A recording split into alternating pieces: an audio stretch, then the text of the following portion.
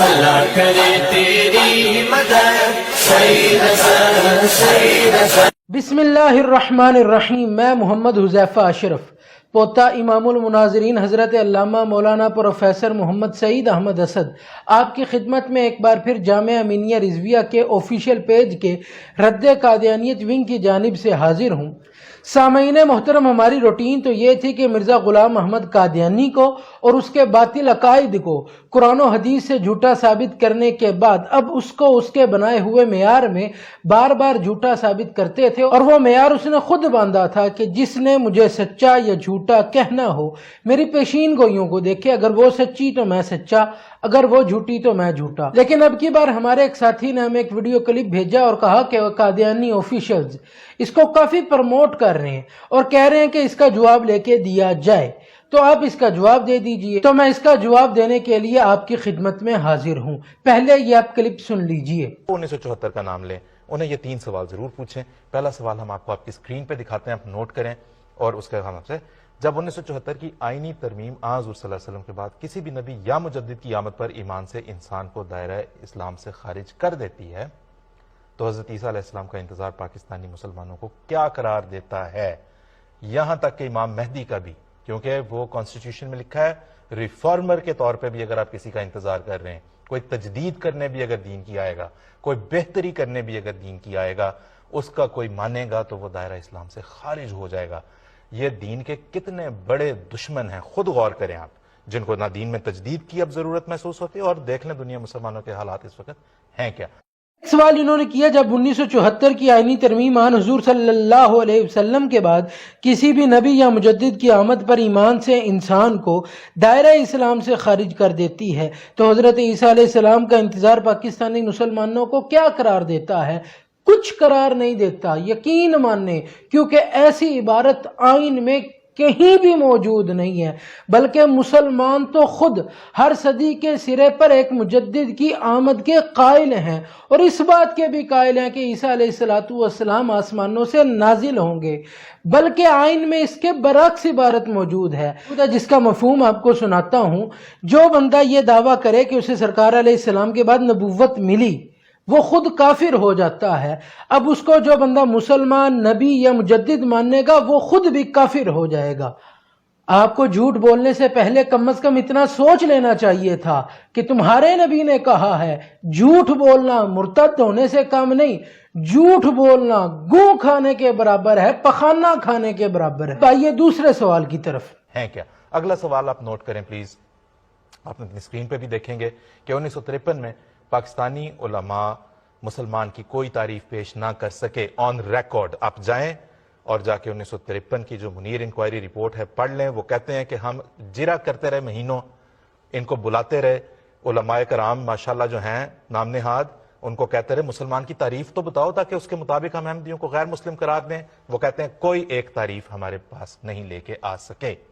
جب 1953 میں وہ کوئی مسلمانوں کی تعریف نہ دے سکے، 21 سال بعد مسلمان کی تعریف بیان کرنے کا موقع مل ہی جب گیا، تو پھر بھی یہ نہ بتا سکے کہ مسلمان کون ہوتا ہے، یہ بتا دیا کہ مسلمان کون نہیں ہوتا۔ ایسا کہاں ہوتا ہے؟ میں آپ کو پوچھوں کہ کسی کو پوچھوں موبائل فون کیا ہوتا ہے تو وہ کہے یہ موبائل فون نہیں ہوتا۔ ایسے تو بات نہیں ہوتی، وہ معقول بات نہیں ہے۔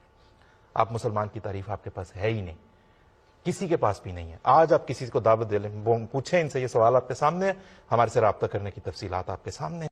کہتا ہے 1953 میں پاکستانی علماء مسلمان کی کوئی تعریف پیش نہ کر سکے، 21 سال بعد مسلمان کی تعریف بیان کرنے ہی لگے تو اس میں یہ نہ بتا سکے مسلمان کون ہوتا ہے، صرف یہ بتا دیا کہ مسلمان کون نہیں ہوتا۔ یہ بھی انہوں نے ایک بار پھر جھوٹ بولا۔ مجھے خود میرے دادا جان امام المناظرین حضرت علامہ مولانا پروفیسر محمد سعید احمد اسد نے بتایا، وہ فرماتے ہیں مجھے امام اہل سنت شاہ احمد نورانی صدیقی رحمت اللہ تعالی علیہ نے یہ بات بتلائی، اور وہ خود فرماتے ہیں کہ 1974 میں پاکستانی علماء اس بات پر زور دے رہے تھے کہ آئین میں مسلمان کی تعریف ڈال لی جائے۔ قومی اسمبلی کے ایک اجلاس میں بڑی معروف شخصیت گزرے ہیں جناب کوثر نیازی صاحب. انہوں نے چیلنج کرتے ہوئے کہا تمام علماء اس بات پر بار بار زور دے رہے ہیں کہ مسلمان کی تعریف آئین میں ڈال لی جائے. میں چیلنج کرتا ہوں کہ تمام مسالک کے علماء مل کر ایک متفقہ طور پر مسلمان کی تعریف کر دیں. یہ مل کر ایک مسلمان کی تعریف بھی نہیں کر سکتے. وہاں موجود تھے صاحب بہار شریعت مولانا امجد علی اعظمی رحمۃ اللہ تعالی علیہ کے فرزند مولانا عبد المصطفیٰ الازہری رحمۃ اللہ تعالی علیہ. قومی اسمبلی کے اجلاس میں کچھ دیر کا وقفہ بھی آتا ہے بیچ میں. انہوں نے وقفے میں کاغذ قلم لیا, ایک مسلمان کی تعریف لکھی. وقفے کے دوران ہی انہوں نے تمام علماء کو دکھائی, علماء کو پسند آئی, انہوں نے اس پر دستخط کر دی. وقفے کے بعد سپیکر قومی اسمبلی تھے صاحبزادہ فاروق صاحب ملتان سے. ان کو دی گئی, ان کو بھی پسند آئی, انہوں نے یہ منظور کر لی جو آئین میں آج بھی موجود ہے, اور اس کی عبارت کچھ یوں ہے.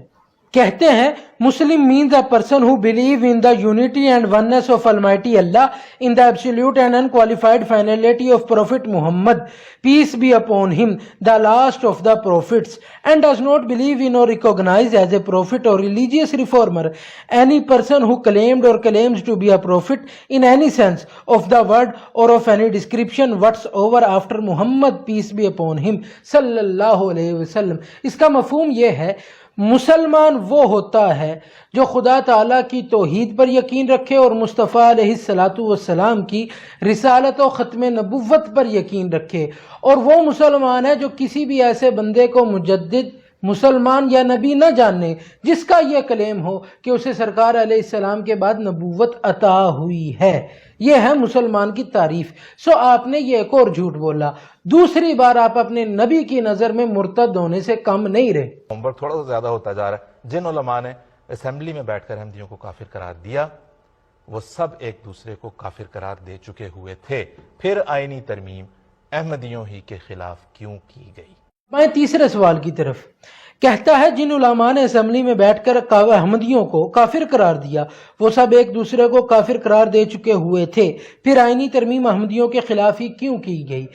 تمام مسالک امت کو قادیانیت پر قیاس کرنا ویسے ہی سب سے بڑا کتمان حق ہے, کیونکہ تمام مسالک بنیاد میں ایک ہیں, اسلام کی بنیاد میں ایک ہیں. ان میں اختلافات ہیں لیکن وہ وقوع کے ہیں, بنیاد کے نہیں ہیں. لیکن قادیانی یہ تو بنیاد کے ہی منکر ہیں, یہ تو اسلام کی بنیاد کے ہی قائل نہیں, اسی کے منکر ہیں. تو تم مسلمان کس حساب سے؟ ویسے آپ کی مثال ویسے ہی ہے, ایک بندہ آئین پاکستان کا انکار کرے, کہے میں آئین پاکستان کو ہی نہیں مانتا, لیکن میں مطالبہ کرتا ہوں مجھے معزز پاکستانی کے حقوق دیے جائیں. آپ نے وہی حرکت کی ہے. خیر اب سوال کیا تو سنتے بھی جانا. ہم اہل سنت والجماعت کسی بھی مسلک کی مطلقاً تکفیر نہیں کرتے. ہم کسی مسلک کے بارے میں یہ نہیں کہتے, مثلا ہم یہ نہیں کہتے جو بندہ اپنے آپ کو اہل حدیث کے وہ کافر ہے, جو بندہ اپنے آپ کو دیوبندی کے وہ کافر ہے. ہم اتنا کہتے ہیں جو بندہ یہ کہے کہ سرکار علیہ السلام کا نماز میں خیال گدھے اور بیل کے خیال سے برا ہے, وہ چاہے کوئی بھی ہو, سنی ہو, وہابی ہو, دیوبندی ہو, شیعہ ہو, جو بھی ہو, سارے کافر ہیں. لیکن جو نہیں کہتے ہم اس کو کافر نہیں کہتے, مطلقاً تکفیر کے قائل نہیں ہیں. لیکن قادیانی ہماری مطلقاً تکفیر کرتے ہیں پوری امت مصطفیٰ علیہ السلام کی. اس کے چند نمونے آج سنتے جانا. یہ انہی کی کتاب ہے تذکرہ, جس کے بارے میں یہ کہتا ہے کہ جتنی خدا تعالیٰ نے مجھ سے باتیں کی وہ اس میں موجود ہیں. تو یعنی کہ یہ مرزائیوں کا قرآن ہے.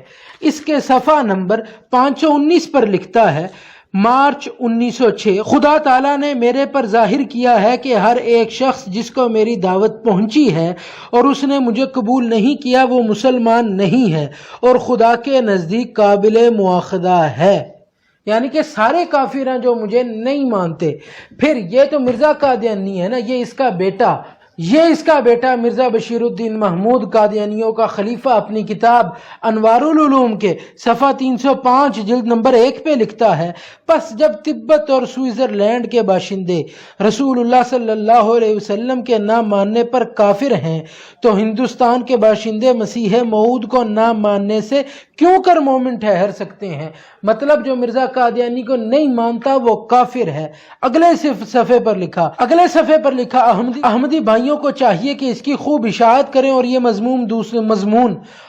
مضمون دوسرے دوستوں تک جا کر سنائیں، کیونکہ غیر احمدی یعنی کہ مسلمان اس وقت پورے زور سے ہیں کہ ہم کو اندر ملانا چاہتے ہیں، اور جب حضرت یعنی کہ مرزا قادیانی کی مخالفت کے باوجود انسان مسلمان کا مسلمان رہتا ہے، پھر آپ کی بعثت کا کیا فائدہ ہوا؟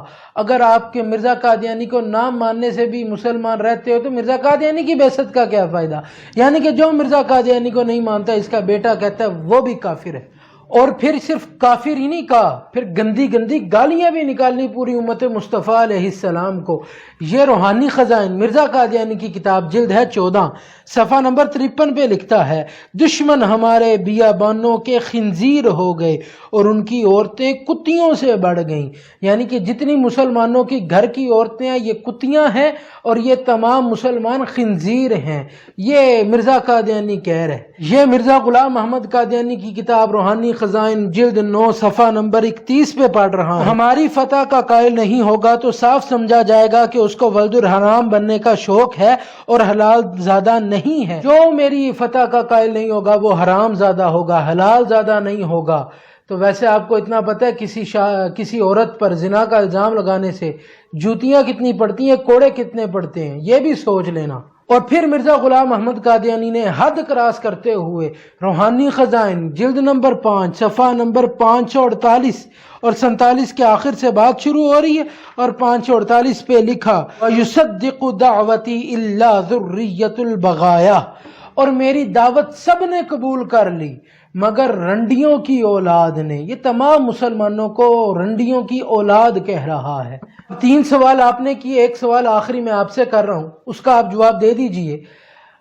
مرزا غلام احمد قادیانی نے خود کہا تھا جس نے مجھے سچا یا جھوٹا کہنا ہو وہ میری پیشین گوئیوں کو دیکھے، اگر وہ سچی تو میں سچا، اگر وہ جھوٹی تو میں جھوٹا۔ پھر مرزا غلام احمد قادیانی نے کہا میری صحت کا ٹھیکہ خدا نے لیا، بڑی بازاری زبان میں دیکھا تو وہ تو بیماریوں کا مرکب تھا۔ پھر اس نے کہا میری عمر 80 سال ہو گئی، یا 4-5 سال کم، یہ 4-5 سال زیادہ، یہ بھی جھوٹ نکلا۔ پھر اس نے کہا میرا محمدی بیگم سے نکاح ہوگا، نہیں ہوا۔ پھر اس نے کہا عبداللہ آتھم مر جائے گا، وہ بھی نہیں مرا۔ پھر اس نے کہا یہ ٹرین جو ریل کا ٹکڑا ہے یہ بن جائے گا جلدی، 3 سالوں میں بن جائے گا، وہ بھی نہیں بنا۔ پھر اس نے کہا لاہور تباہ ہو جائے گا، وہ بھی نہیں ہوا۔ پھر اس نے آگے بڑھتے ہوئے کہا مبارک احمد کی شبیہ پیدا ہوگی، وہ بھی نہیں ہوئی۔ پھر اس نے کہا یا نامی بیٹا پیدا ہوگا، وہ بھی نہیں ہوا۔ سوال اب یہاں ہے، مرزا غلام احمد قادیانی خود اپنے معیار پہ پورا نہیں اترا، اب جب لوگ اس کو کہتے ہیں جھوٹا تو پھر کس منہ سے پوری قادیانی جماعت اس کو ذریت البغایا یعنی رنڈیوں کی اولاد کہتی ہے؟ اس کا جواب آپ نے دینا ہے۔ وما علینا الا البلاغ المبین۔